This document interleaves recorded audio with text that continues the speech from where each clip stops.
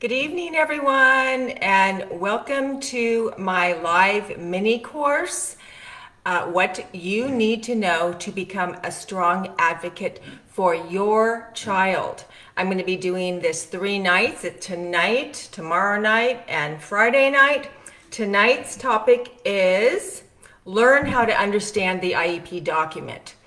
So the reason I'm doing this is because parents, it is so important that you learn how to advocate for your child, that you learn what your parent rights are, that you learn what's in the Individuals with Disabilities Education Act, and that you learn how to combat and argue your position when you disagree with what the district is offering you, and how to win at your IEP meetings. So essentially, when parents go to their very first IEP meeting and you first have your child found eligible for an IEP, the district and the IEP team will, what I call, size you up. And what I mean by that is they will look at you and size you up and try to determine how much does this parent really know about their parent rights? How much does this parent really know about special education? How much does this parent really know about the IEP process, the IEP meeting, the IEP document, what is available to children in special education, what the terms and the language and all the acronyms that they throw at you constantly mean. If you don't know those things and you're just innocently trusting them to do what's best for your child and trusting everything they tell you, you're essentially a sitting duck waiting to be shot down, because they are going to treat you accordingly after they size you up. If they figure out this parent knows nothing, they don't know what their parent rights are, they're green, they haven't done their research, they don't know their parent rights or how to protect the rights of their child, they are going to treat you accordingly, and you probably are not going to have them develop the appropriate IEP to meet your child's unique needs. And that's why I do all these trainings. That's why I have training courses. That's why I do these Facebook Lives. And that's why I advocate for kiddos, because it happened to me. It happens to every parent. And until you have what I call your aha wake-up moment one day, when you finally realize, wait a minute, something's wrong here. My child's needs aren't getting met. My child hasn't progressed in 3 years in reading. You might find out about a service or a support or a program that you didn't know about, that they didn't tell you about, but your child would be eligible for it, and it would be very appropriate for your child to receive that. Something happens that wakes you up to the bureaucracy of the institution of special education. And so tonight, as I said, I'm going to be focusing on learn how to understand the IEP document. So the IEP document is a legally binding document. It is a contract, and it's binding. The district, your IEP team, must implement that IEP document the second you sign that document. The next day after you sign it, they are supposed to implement it. If they don't implement everything in your child's IEP document, they are violating the IEP for non-implementation of the IEP. It's a legal contract, and once you sign that legal contract, they are liable to implement it and provide those services, work on those goals, provide your child all those accommodations, whatever is in there, they are responsible and have the duty to provide to your child. So there are 6 very important components to the IEP document that I'm going to focus on tonight. Now, there's a few other things in the IEP document that that I'm not going to talk about because we just don't have the time. I'm going to talk about the most important 6 components in the IEP document that you need to know and understand, because it's going to put you far ahead in winning what you want for your kiddos if you understand these components and if you understand how they work together in the development of your child's IEP. So I'm going to give you as much information as I possibly can this evening, and we're going to get through this as quickly as possible, but I have a lot of information to share with you. So the first thing that they're going to do is they are going to, hold on one second, I have to tell my daughter that I'm on a Facebook Live. Celeste, I'm doing my Facebook Live. Celeste, yeah. I'm doing my Facebook Live, so can you please be quiet? Thank you so much. My daughter just came home. So, so the first thing, as I said, they are going to review always, whenever you have an annual IEP or a triennial IEP, the first thing they're always going to do is look at the previous goals from last year, the old goals, the previous goals from last year, and they're going to determine, did your child meet them? Did your child make progress towards them? Or did your child not meet those goals?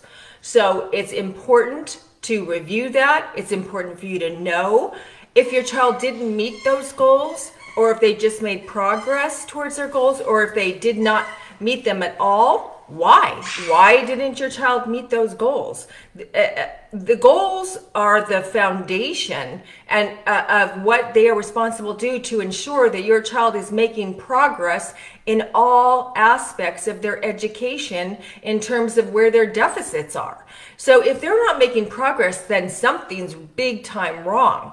The IEP team isn't doing their job properly. The teachers aren't working on the goals.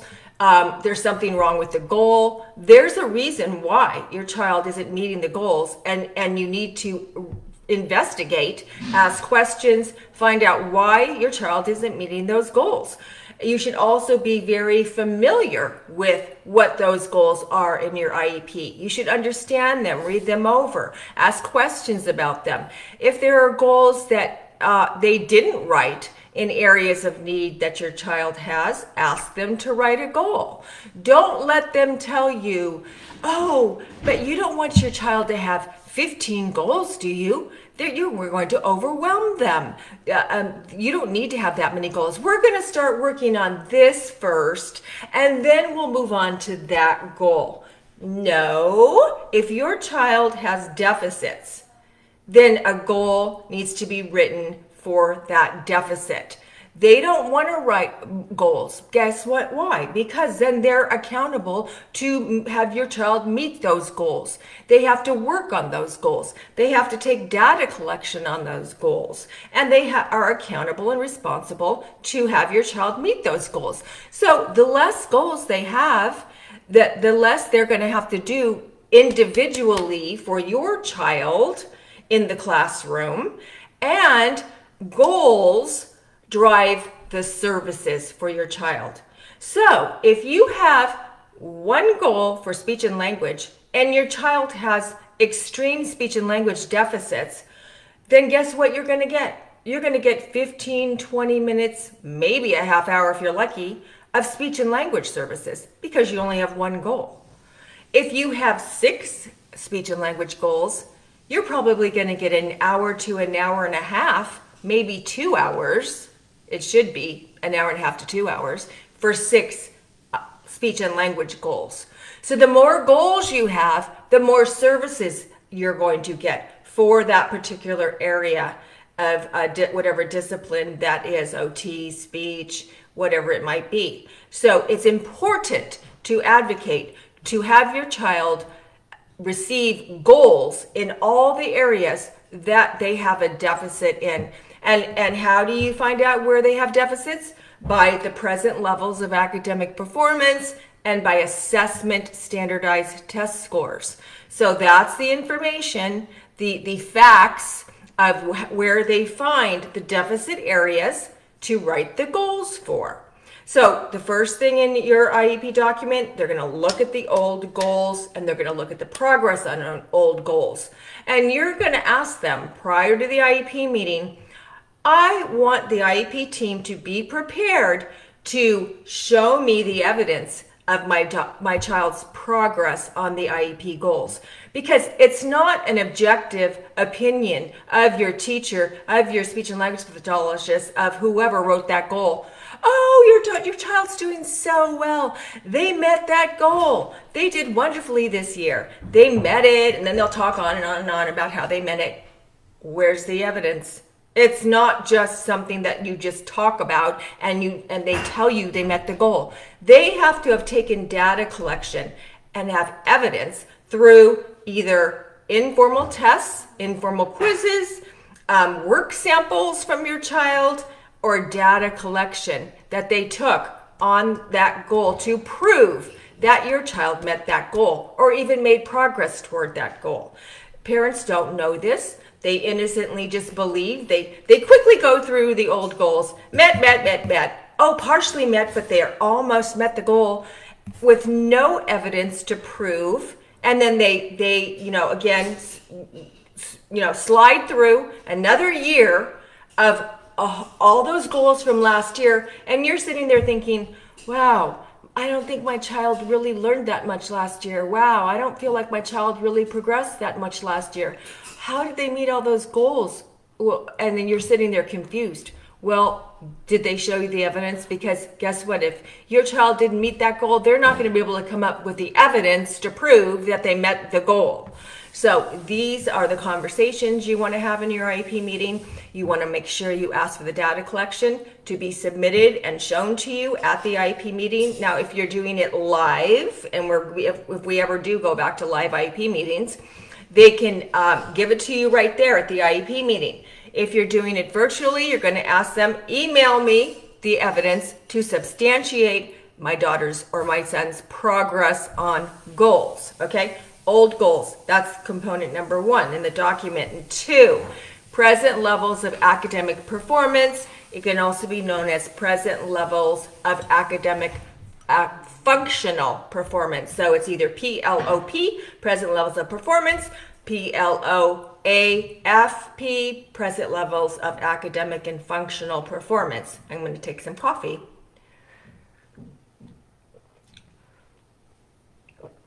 This is IEP season, you guys, and it's like one meeting after another every day. It's the busy IEP season right now. So PLOP, present levels of academic and functional performance. This is very important because your child's present levels, which is the baseline of where they are in reading, in writing, in math, in their behavior, in their social emotional, all those areas, their gross motor skills, it goes on and on. The present levels of performance, it's going to be the second part right after the old goals. It's going to be present levels. You can see all those different areas, and they're going to write information in there that is extremely important because the baseline and the present levels of performance, that's how they write the goals. So when you look at your new goals that they're going to be offering you, usually it's on the left-hand side. It's going to say baseline, and the baseline could say, I'll just give you an example. Joey's reading at a first grade level, and some other stuff about his reading baseline. So then next, the goal is going to be Joey will read at a second grade level, doing phonetic, whatever, and whatever. They're going to be a little more specific. It can't be that general. It's got to be more specific. But that's an example. So it's going to be the baseline, and then it's going to be the goal that they want him to achieve in a year. So the baseline from the goal is taken right out of your present levels of performance. Now, if your present levels of performance isn't accurate, isn't correct, then the baseline is going to be off, and then the goal is going to be off. So this is a big problem too, because sometimes they will write a goal where your child's already doing that. Okay, so the baseline, if the baseline's off and your child is higher than what the baseline says, then they're not going to have to do anything because your child is already there. So it's important to make sure the goals are challenging and they have high expectations for your child. So that's the importance of the present levels of performance. Okay. So the next component is the new goals. So now they're going to offer you the new goals for the upcoming year.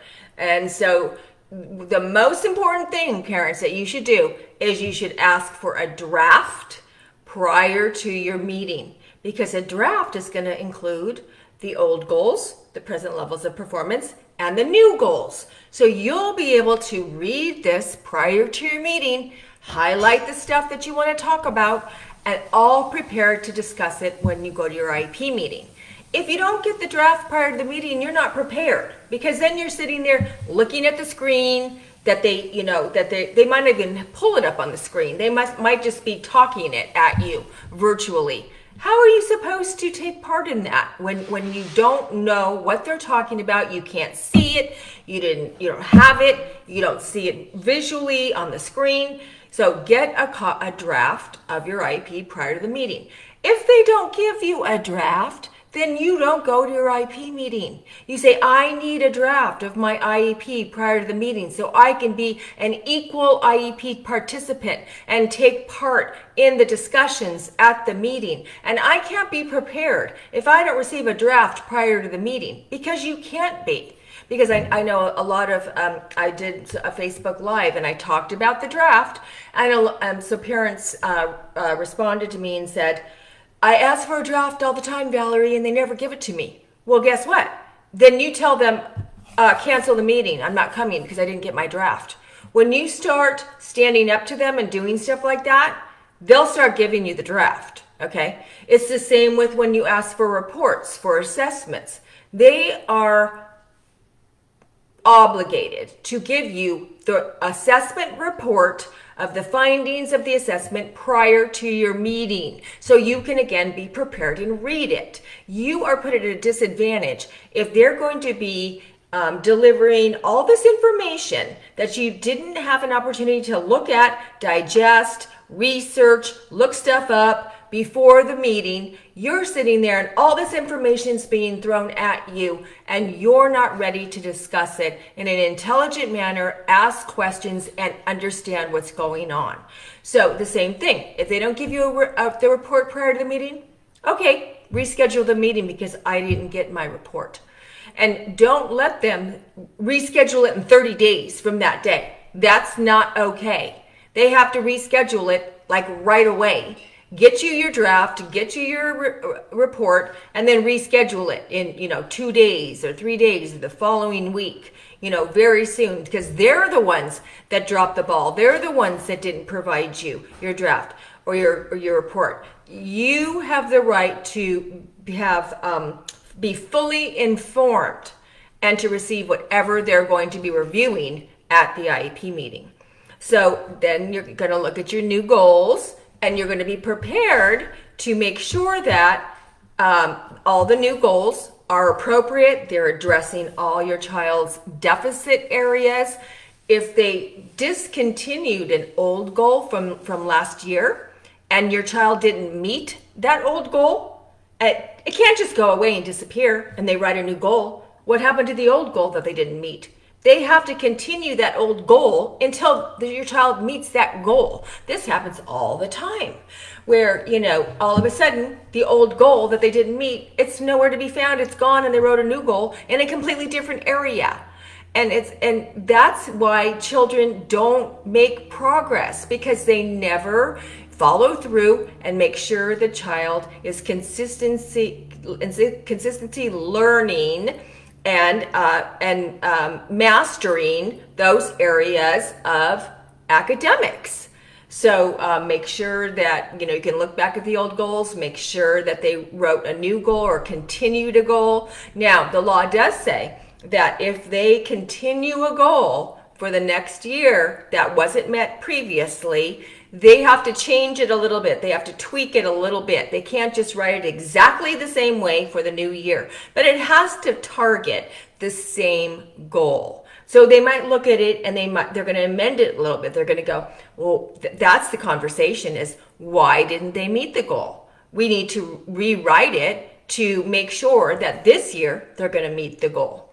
So let me just see here. Some people are making some comments. If there's any questions, have asked for the draft, canceled meetings, and could not get new IEP meeting for 30 days, tried numerous times. Okay, yep, and I totally believe that.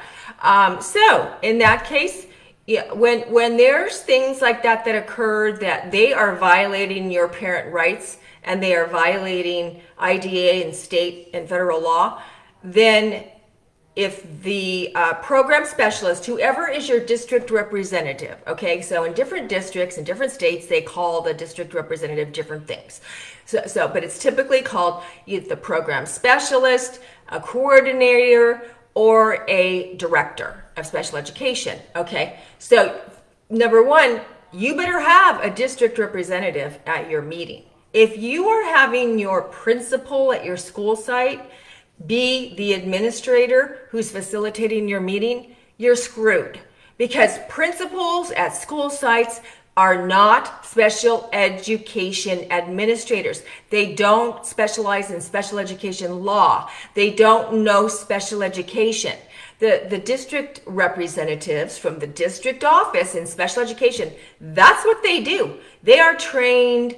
They know the appropriate manner in which IEPs are supposed to be held, what IDEA says, what state law says, what parent rights are. They are facilitating properly. A principal at a school site doesn't know those things. And so your rights are going to be violated right and left constantly all through the meeting, because that principal is not knowledgeable or experienced in special education, unless that principal may have been previously a special ed teacher, or might have been in special ed previously, and that's a plus. But even so, if they were, you still have the right to have a district representative at your IEP meeting, because your IEP is going to go so much better if you have a district representative there. It's just going to be a horrible mess if you don't have a district representative at your meeting. So my point was that that's the first person you go to. You say, hey, I don't feel that it's appropriate that I have to wait 30 days because my right was violated, that I didn't get a draft before the meeting, that I didn't get my assessment report before the meeting. This IEP needs to be scheduled immediately. If they just brush you off and don't care, then you take it above their head and you go to the director of special education and you tell them you're unhappy with it and you don't want this to ever happen again. And if the director ignores you, then you write a state complaint to the State Board of Education, and then they're going to listen to you. So you just always go up over that person's head to the supervisor of them, over that person's head to the supervisor of them. There are other advocacy steps you can use, like you can go to your CAC meeting, which is the parent and administrator meeting that every school district must have. It's the board is made up of parents and special education administrators. It's CAC, Community Advisory Committee. Lots of stuff gets done there. You can bring your concerns there. But that would be the way in which you would advocate to hold them accountable, because that's what it falls on us as parents to hold them accountable, because there's no oversight. There's no accountability. Nothing happens to them when they violate your rights or violate IDEA. Nothing happens to them. So the only way something's going to happen to hold them accountable is if we make it happen, the parents. So, and you writing letters, everything needs to be documented, guys. If it's not just, it's great, it's fine to have a conversation, but it always should be followed up with an email or with a letter, because then you have a paper trail. Then if you write a compliance complaint, you've got your paper trail showing to the state investigator, look, I contacted my I contacted my principal at the school site.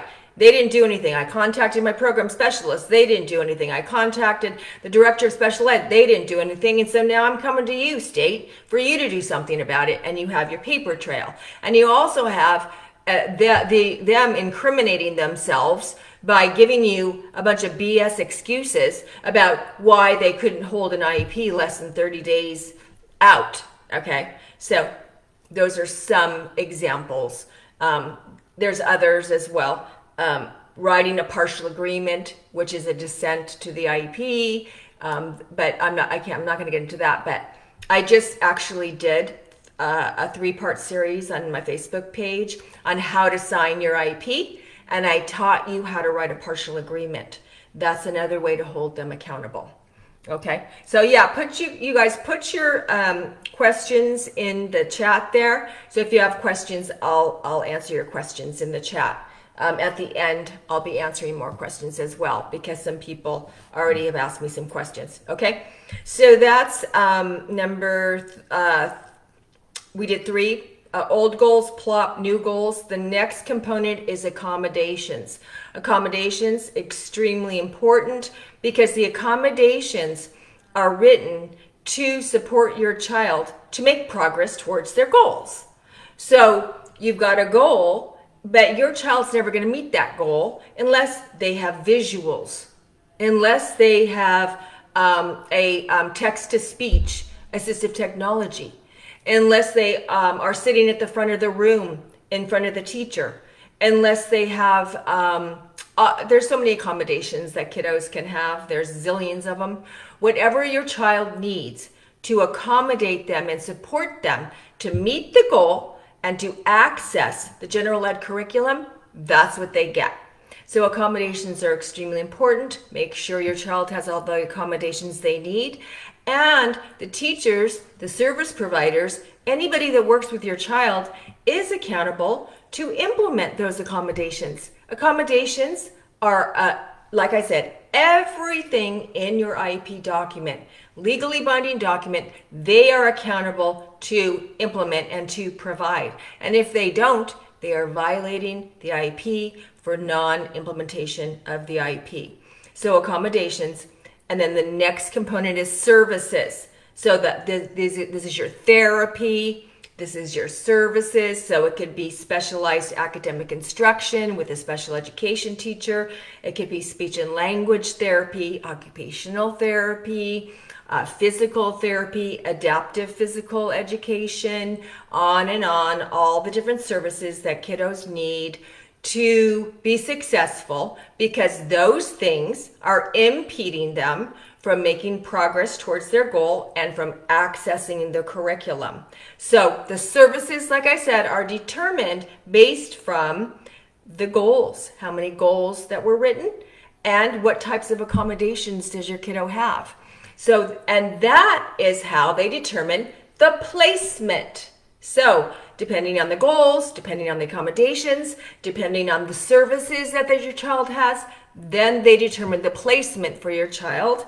And there is a continuum of placement options for kids in special ed, starting with general education as the least restrictive environment and going down the steps to the next one would be a resource support program, a resource class, which looks exactly like a general ed class, except it's taught by a special ed teacher. The class is a little smaller sized. It probably has some classroom aids in there. They go a little bit slower in the curriculum. They might have different textbooks that are written with larger print and are just a little bit easier to understand.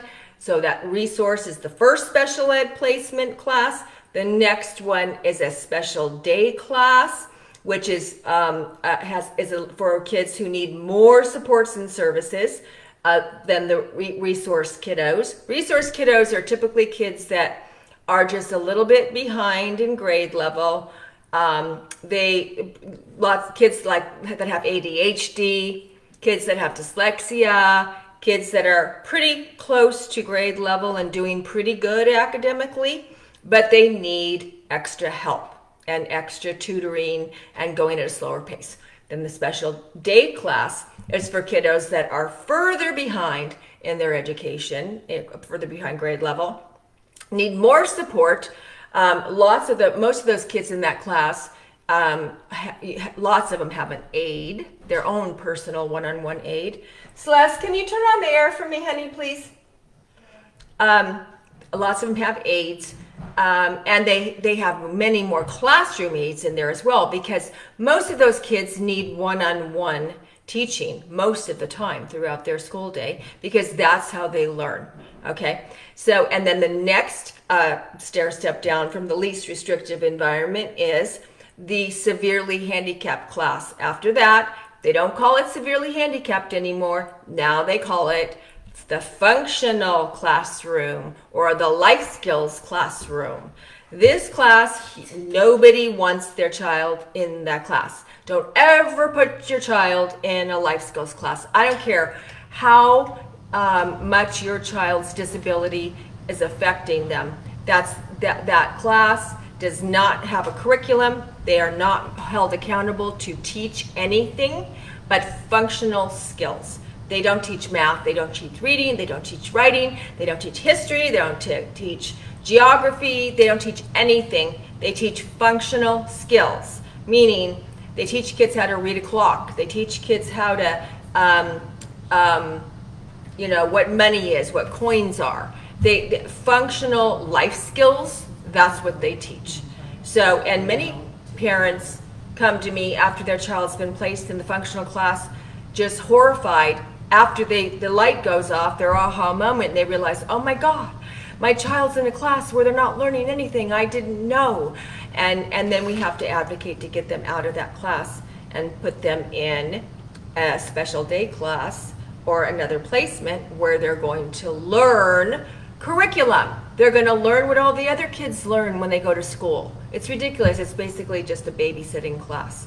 Plus, these kids, so many kids are in the functional class that should never be there, then don't belong there. But I'm not going to I'll start getting on my soapbox about placement. But anyway, that is the last component that I'm going to talk about in the IEP document.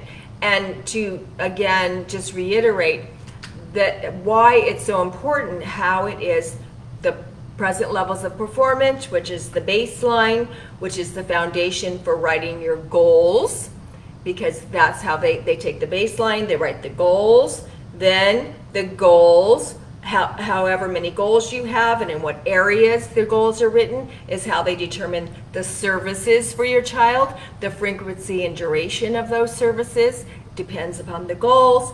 And then the placement is just dependent upon the goals, the accommodations, the services. That's how they determine the placement.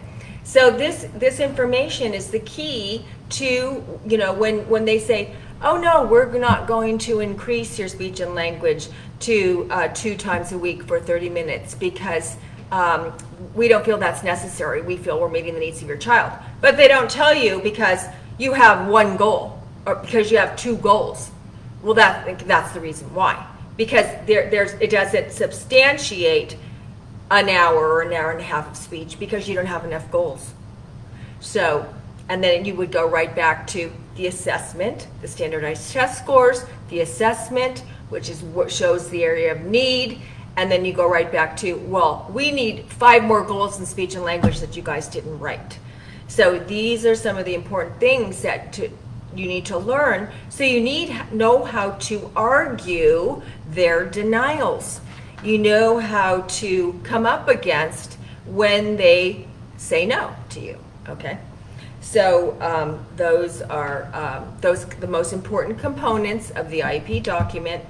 And also a little tip for coming up for what our next week title is going to be, which is Feel Confident About the IEP Meeting Agenda, because the IEP meeting agenda, guess what? It's the same exact thing as what I just told you. Your IEP agenda, that's the agenda. Every single annual and every single triannual, it's those same 6 areas that how the IEP agenda, the order in which they conduct IEP meetings, because that's the IEP process of how they develop a special education program. So just remember, parents, if it wasn't written, it didn't happen. It has to be written in your IEP or nothing's going to happen. So you could have the most amazing discussion with your IEP team when everyone's collaborating and you feel like you were heard, and they came up with some amazing ideas, and they even maybe made a decision and some agreements on some things. But the scribe didn't write it in the IEP notes, or it didn't get documented anywhere on the services page or on the accommodations or wherever. Well, guess what? Then nothing's going to happen. So that wonderful discussion that you just had for 15 or 20 minutes goes out the window because it wasn't documented in your IEP. So that's the you know, like alarm and the red flag of what you need to be aware of, because when they, at the end of the meeting, you want to make sure you ask them to read the notes before you end. And you make sure that whatever you talked about, whatever you agreed upon, whatever the discussions were at that IEP meeting are reflected in the notes. Now, I know some school districts don't write notes or don't write a lot of notes. But if they don't, and if an agreement was made at the IEP meeting, then it better be documented somewhere else in that IEP. Because if it's not in the IEP, it's not going to be done. So that was another tip I wanted to give you.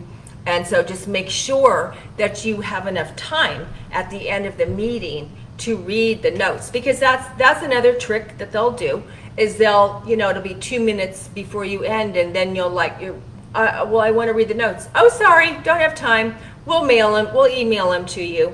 And you can just let us know if you have something that you don't like about that. Well, guess what? If you have something that you didn't like, or you want to change, or you want it added, you can't do it outside of the IEP meeting. It has to be done inside of the IEP meeting. So then you would have to call another IEP to amend the notes. So it's a trick they use. So make sure that you're watching your clock and you're going, you know, but before allot at least 10 minutes at the end of the meeting to read the notes. And if you have to reconvene for a continuation meeting, then you have to reconvene for a continuation meeting. Don't let them rush you. They will rush you because they want to, because then there'll be stuff you didn't get to talk about. There'll be stuff that you didn't get to catch. There'll be not enough time to read the notes so that you can make sure that you ask them to change it or add something. It's purposeful.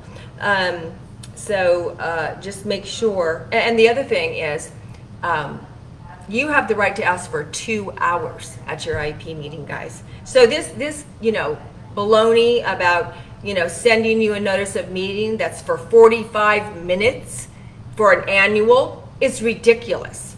You cannot get through an annual IEP in 45 minutes. So 2 hours, you have the right to demand 2 hours. And many annuals and tries, you're still not going to get done in 2 hours. For me, tries take at least 3 2-hour meetings, sometimes 4 2-hour meetings, depending on how many assessments we have to review. So don't let them rush you. Don't let them rip you off of time. Make them give you 2 hours. They'll fight you. They'll say, oh my gosh, we can't give you 2 hours. You know, and they'll give you all the excuses in the world about why they can't. But you can demand 2 hours and say, I want to avoid a continuation meeting. I have a lot of concerns and requests I want to make, and I am asking for 2 hours. And you can get 2 hours. I don't ever attend any IEP meeting unless they're going to give me 2 hours. And I don't care if it's only one thing we're going to talk about, because guess what? It always ends up into a longer conversation. We never have enough time, ever. There's never enough time. Very rarely do we actually complete the agenda and feel like we discussed everything by the end of the meeting. We're always rushed at the end. So make sure you request a 2-hour time frame. So I had a parent ask me a question, and the question was, when do you ask for an IEE, an independent educational evaluation, which is a private, an evaluation that's done by a private agency that is not an employee of the school district. Okay, so that happens when the school district does an assessment. you disagree with that assessment that the school district did, you want a second opinion, and so a private assessor is going to conduct the same assessment using different tests for your child at the school district's expense. So that's called an independent educational evaluation. And she asked, when do we request the IEE? So the answer is that you can request it anytime you want to. You can request it, say the district, you have they're reviewing the assessment and the findings of the assessment. You could say right after they're done with reviewing that assessment and the facilitator says, parents, do you have any questions? And you can say, yes, I disagree with the district assessment and I am requesting an independent educational evaluation. You could do it right then. Or you could wait and you could do it later and you could send an email and say, I disagree and I want an IEE. You could do it a day later, 2 weeks later. You could do it all the way up to 2 years later. You can ask for an IEE because every 3 years the district has to do the triennial assessment, right?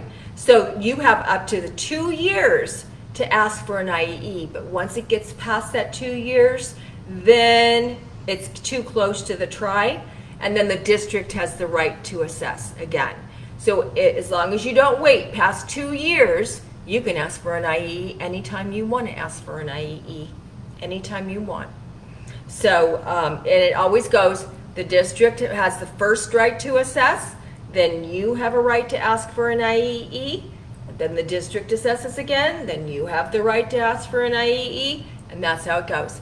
And there's none of this limit or caps on an IEE that, oh, you can only ask for one IEE and that's all you got. No. Every time the district does an assessment, you have the right to disagree with it and ask for an IEE. District does an assessment, you can ask for an IEE. That's the law. That's how it goes. Okay? All right. So does anybody else have any questions about what I talked about this evening? Can you represent, oh, there's a lot more questions. I didn't see those. Can you represent as an advocate while in an active mediation agreement? Mediation agreement. Well, we'll have to talk about that. Just contact me, Sam. Is it practical to request an IEP meeting when it's a whole new team and it's triennial assessment time? Oh, well, they are mandated to have your tri. They have to have your tri. So if you have a whole new team, I'm not sure if I'm really understanding your question, but they're mandated to they have to have the tri. I think you're asking, you want to have an IEP because you have a brand new team. So parents have the right to ask for an IEP anytime you want to, guys. You can ask for an IEP meeting every 30 days. Every 30 days. So you ask for an IEP, they have to give you an IEP within 30 days of the date that you requested in writing. Okay? So you have your IEP meeting. You can ask for another one right away, and then they have to give it to you in 30 days after that. You can have as many IEP meetings as you want. When I'm supporting parents as an advocate, sometimes in a year, when we're in a dispute or when we're developing a child's program, we might have 8 IEP meetings in a year. You have as many IEP meetings as you need to have to make sure your child has the IEP program that meets their needs.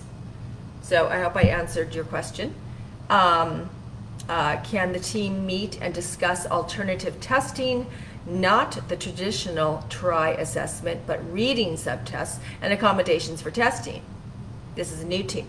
Yes, it doesn't have to be a TRI. So as I just said, the first thing that I do when a parent hires me as their advocate is I come in and I start asking for assessments. Because like I said, assessment is the foundation and the legal grounds to develop the IEP program on. Everything comes out of the assessment because the assessment gives you the legal facts the standardized test scores to substantiate what the child needs, the services the child needs, the goals the child needs, the accommodations the child needs, the placement the child needs. Assessment determines everything because the standardized test scores show the areas of deficit of the child, and then you start writing the goals, and then you decide the services, and then you decide the placement. So, and also when you get an assessment, they will give you very accurate present levels of performance, the baseline to write the goals. So assessment is everything. You know, this is how I always look at the development of an IEP, guys. If you're sick and you go to the doctor, what does the doctor do? They take a zillion tests on you till they find out what the problem is. And then the doctor writes a medical plan. Well, it's the same with our kiddos. Our kiddos have deficits in all different areas. So you have to assess to find out where are the deficits and in what areas. And then when you get all that pertinent information, then you can write an educational plan. So this guessing about kids and what they need, not based off of accurate, complete, and comprehensive assessments, that's why IEPs are all messed up and aren't meeting the needs of kids, because they're not doing it properly. So you always want to ask for, you can ask for assessments anytime. You don't have to wait for the try. Anytime you can ask for an assessment in any area, just like you can ask for an IEP at any time. Do you always have to let the district do an assessment before an IEE if it's known the child can handle 2 full assessments? One by the, okay. Yep, this is a real problem, and unfortunately, that's the way it is, because the district always has the first right to assess, and then we have to disagree, and then the district responds. They can disagree. Districts can say, no, we're not going to give you an IEE because we feel that our assessment is valid and complete and accurate. They have the right to do that. But what they have to do is then they have to file a due process on the parent because they said no to you. And they have to go before a judge and tell the judge, look, judge, our assessment is so amazing, so perfect, so accurate, so comprehensive that we don't feel we have to spend $6,000 on a psychoeducational evaluation IEE for this kid. And then the judge determines whether that's true or not. And guess what? 99% of the time, the district did a lousy job on the assessment, because they do lousy jobs on assessments. They're usually not comprehensive. Well, they're never comprehensive. They do as minimum and little as possible on their assessments. Many times they're not even accurate. Many times they're invalid. So there's always, I can always find a problem with a district assessment, always. Now, I shouldn't say always, that I shouldn't, you know, use, never and always, shouldn't use that. But there are some super duper good, you know, psychs that do amazing jobs on psychoeducational assessments, but they're far and few between. There's not very many of them. That might do a really super good assessment, and you might get a, you know, no, you know, but that's often another subject about IEEs, you know. That's why I'm offering my Ultimate IEP Parent Empowerment course, because I get into all these little nooks and crannies and deeper conversations on how you can come up against these kinds of situations, such as how do you argue to get an IEE? What do you say? What do you look for in the assessment to tell the district that you want an IEE? Things like that. Things like we've been talking about this evening. There's so much that parents, that I can teach you that you need to know how you can win at your IEP meeting. And I wrote a course. It's a 7-week course, and I took all the information, experience, and knowledge in my head after going to between 3,000 and 4,000 IEP meetings over the past 23 years, and working with attorneys. I was trained by attorneys as well, and went, you know, got all my training. And I wrote a program for parents in layman's terms. So, because I want to teach parents how to advocate themselves. Because why should you hire an advocate if you can learn to advocate for your child? And every parent can learn. It's just that you don't have the information and you don't have the knowledge and understanding about how to apply the information. There's so much information about the IEP and about parent rights that you can read, but unless you have someone to interpret it for you, to tell you the ins and outs of the district and the delay tactics they use, the arguments they use, the disinformation and misinformation they give you, the tricks that they do at IEP meetings, all these little things. I gave you a couple of them tonight, the little tips about like your 2-hour IEP meeting. That sometimes they'll do a try and it'll take a whole year to get through the try because they're only giving the parent an hour for a meeting. I mean, they do crazy stuff like that. And the parent's allowing it because they don't know their parent rights. And so there's just so much that and it's not hard information. It's just that you don't know that information.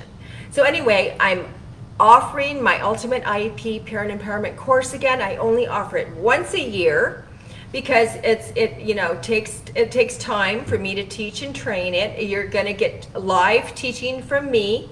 I also do what I call labs, where we take your child's IEP and then we take the lesson that I just taught you, and we apply that information from that lesson directly to your child's IEP. So you start learning how to apply your knowledge to your own child's IEP and the problems you are experiencing right now with your child's IEP and your IEP team. So I have a link to the Ultimate IEP course. You can go to the page and you can read all about it. It takes 7 weeks, and it's actually beginning this Sunday, the 18th, at 12:30. So it goes for 7 weeks, and I have a whole curriculum that you will have access to on a website, the Ultimate IEP course website. I have audios and videos that you listen to as we go through each lesson, and then I work with you virtually every Sunday for 7 weeks. So I hope you guys consider taking this course. It will be the best thing you ever did, because you're going to come out of that course knowing so much more information and feel empowered to be able to go to your IEP and win, because you're going to know what to say and how to argue when they mess you up and give you all of this excuses, their denial tactics, and all the misinformation they give parents every single day, millions of times across the nation. They are violating parent rights because parents don't know, because parents innocently trust school educators and school administrators, because of course we're going to trust them, right? They're educators. They're the professionals. They're the educators. We're the parents. So what do we know about special education law? Well, guess what? When your child's on an IEP, we have to educate ourselves on special education law, because if we don't, your child's needs are never going to get met. There's just no way that it's going to happen, because the district is a bureaucratic institution. Bureaucratic institutions don't work that way. They just don't hand you everything your child needs. There's funding issues. There's gatekeepers. There's power trips that, they want to have the power. They want to tell you what to do. Just like when you're in school and the principal, you go to the principal's office and you get in trouble. It's that same mentality where we're the educators and you're the parent. So you just go home and parent and you let us educate. Well, that's not what IDEA says. The Individuals with Disabilities Education Act says that parents, you have equal power to the principal, to the school site special education, to the district special education director, to your speech pathologist, to your teacher, to I don't care who's sitting around that IEP table. You have equal rights and equal power and equal say-so and equal input in the discussions and the decisions that are made for your child. You have actually more power than they do, because you're just one person and they're a whole team, and you have equal power to your whole IEP team. They just don't want you to know how much power you really have. So when you know your power and you're empowered with your parent rights and the knowledge that you need to know to win, the whole game changes and everything changes. You know, this is our kids' life. This is our kids' future at stake. Because if your child doesn't receive an education, then how are they going to go land a job after high school? How are they going to live independently after high school? How are they going to possibly go to college after high school if they don't get an education? And tons of these kids on IEPs end up not even graduating with a diploma.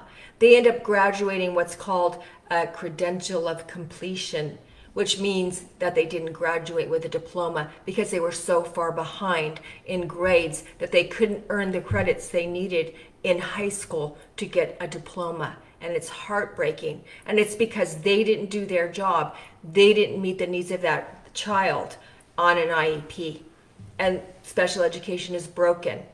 And it falls upon parents to learn how to advocate and learn how to hold them accountable to meeting the needs of your child.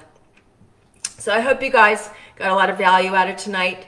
It was really great seeing all of you here. Please like and share this so other parents can see it, and the algorithms will send it out to other parents because this is such pertinent information. You know, there's over 7 million kids on an IEP in the nation today. It's the numbers that this number was 2 years ago, so it's way higher now, above 7 million. Can you imagine over 7 million kids on an IEP across the nation? And so, and the numbers of, you know, disabilities, I hate the word disability, but that's the legal term they use. But the numbers of kids that have dyslexia, ADHD, autism spectrum disorder, reading disabilities, math disabilities, you know, depression, anxiety, goes on, is skyrocketed over the past 5-10 years. And they just, special ed has not caught up. It does not meet the needs of kids. And you're never going to get your piece of the pie of the special ed funding unless you learn to advocate.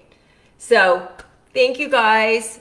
It was great being with you all tonight. And I'll see you tomorrow night at 5:30 again. Tomorrow night, as I said, is feel confident about the IEP meeting agenda. So take care. Have a great evening, you guys. See you tomorrow.